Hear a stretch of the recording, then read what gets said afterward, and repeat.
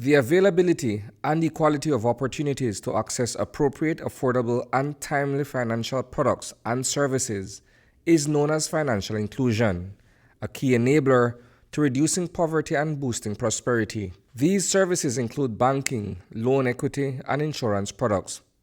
Financial inclusion facilitates day-to-day living and helps families and businesses plan for everything from long-term goals to unexpected emergencies.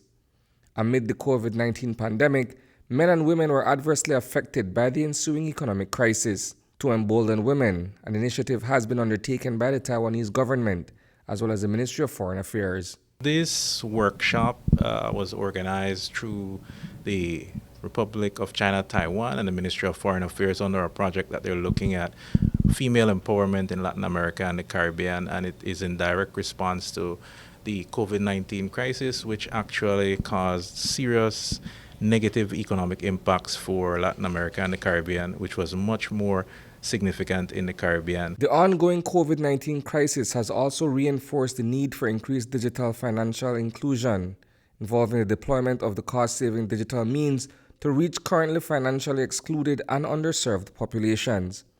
This morning, a handful of women attended a seminar organized by PPF Capital. It's a great privilege and honor to organize an event like this one.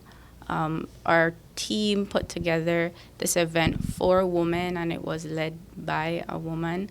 So I think that having all these women here in person here at Radisson, but also online, attend this event and bring awareness to an issue like this, financial inclusion, it truly means a lot to bring this issue to the forefront. A cross-section of participants from government and the private sector, as well as women in academia, attended the workshop. Financial inclusion has been identified as an enabler for 7 of the 17 Sustainable Development Goals. It's been eye-opening for a lot of people. We have some interesting panel discussions. Yesterday we looked at it from a policy perspective, sustainable development, and how financial inclusion ties into sustainable development. Eye-opening for a lot of people when we look at the data. A lot of the data we have one-shot studies. So there's the National Financial Inclusion Strategy that has a lot of the data that we're looking at, and other studies that look at employment, education, access to finance, access to credit, and these kind of things. And just the lack of data that there is, I think generally we need to improve the data environment in Belize to inform policy decisions and private sector investment decisions. Countries with high mobile money account ownership had less gender inequality.